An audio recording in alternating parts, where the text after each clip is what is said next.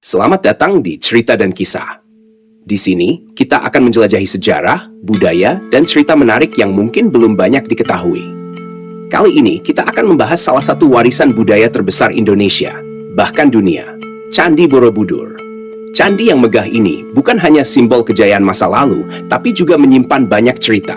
Dari relief-relief yang penuh makna, proses pembangunannya yang luar biasa, hingga misteri yang menyelimutinya selama ratusan tahun. Apa sebenarnya pesan yang ingin disampaikan oleh nenek moyang kita melalui mahakarya ini? Dan bagaimana Candi Borobudur bisa bertahan sebagai ikon peradaban hingga saat ini? Ayo, kita jelajahi kisahnya bersama di Cerita dan Kisah. Jangan lupa untuk subscribe supaya kamu nggak ketinggalan cerita menarik lainnya.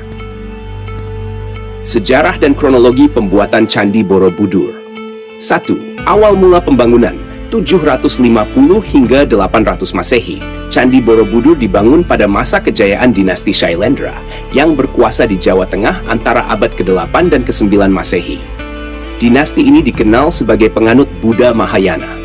Raja pertama yang memulai pembangunan candi kemungkinan adalah Raja Samaratungga. Borobudur dibangun sebagai tempat pemujaan agama Buddha sekaligus simbol pencapaian spiritual manusia. Borobudur dibangun di atas bukit alami dengan desain yang terinspirasi oleh konsep kosmologi Buddha, yaitu mandala yang melambangkan alam semesta. Proyek ini melibatkan ribuan pekerja, mulai dari pengukir batu, arsitek, hingga insinyur yang ahli dalam teknik konstruksi dan seni ukir batu. 2. Teknologi dan teknik pembangunan. Candi ini dibangun menggunakan batu andesit yang diambil dari sungai-sungai sekitar lokasi. Batu-batu tersebut disusun tanpa menggunakan perekat atau semen, melainkan dengan teknik interlocking, sehingga batu-batu saling mengunci satu sama lain. Borobudur memiliki sekitar 55.000 meter kubik batu, dengan 2.672 panel relief yang dipahat dengan detail.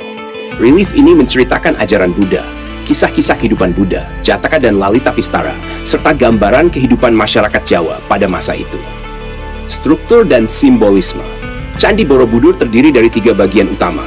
Kamadhatu, bagian bawah yang melambangkan dunia manusia penuh hawa nafsu.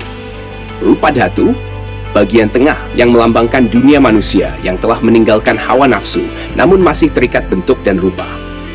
Arupadhatu, bagian atas yang melambangkan dunia tanpa bentuk, tempat pencerahan tertinggi. Pada puncaknya terdapat stupa utama yang dikelilingi 72 stupa kecil berbentuk lonceng, masing-masing berisi patung Buddha. Struktur ini melambangkan perjalanan spiritual manusia menuju nirwana. 4. Penyelesaian dan penggunaan candi 825 Masehi. Pembangunan Borobudur diperkirakan selesai pada masa pemerintahan Raja Samaratungga dan diteruskan oleh putrinya Ratu Pramodawardhani.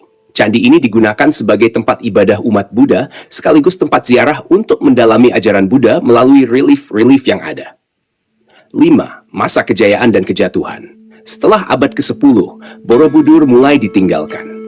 Ini disebabkan oleh perpindahan pusat kekuasaan ke Jawa Timur dan pengaruh agama Islam yang semakin besar. Candi Borobudur tertutup oleh lapisan tanah dan abu vulkanik, sehingga terlupakan selama berabad-abad. 6. Penemuan kembali, 814 Masehi. Pada tahun 814, Borobudur ditemukan kembali oleh Thomas Stamford Raffles, seorang gubernur Inggris di Jawa. Ia mendengar laporan tentang bukit besar yang dipenuhi batu-batu berukir. Proses pembersihan dimulai, dan keindahan Borobudur kembali terlihat. 7.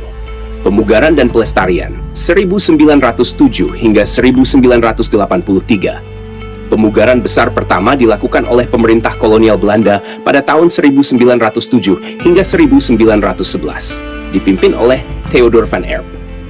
Namun, restorasi modern dilakukan pada tahun 1973 hingga 1983 oleh pemerintah Indonesia bekerja sama dengan UNESCO.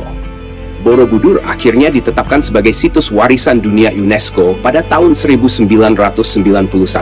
8. Borobudur hari ini. Kini, Candi Borobudur menjadi salah satu destinasi wisata dan ziarah terbesar di dunia. Setiap tahun, umat Buddha dari seluruh dunia datang ke Borobudur untuk merayakan Waisak, Hari Suci Buddha. Candi ini juga menjadi simbol kebanggaan budaya dan spiritual Indonesia. Kesimpulan, Candi Borobudur adalah mahakarya arsitektur dan seni yang menggambarkan keagungan peradaban Jawa kuno. Keindahannya bukan hanya terletak pada struktur fisiknya, tetapi juga dalam pesan spiritual yang diusungnya. Perjalanan manusia menuju pencerahan. Terima kasih sudah menonton cerita dan kisah. Hari ini, kita sudah menyelami sejarah dan keajaiban Candi Borobudur. Sebuah warisan luar biasa yang mengandung banyak cerita dan makna. Semoga perjalanan kita bersama memberi wawasan baru tentang kekayaan budaya kita. Jangan lupa untuk like, share, dan tulis pendapatmu di kolom komentar.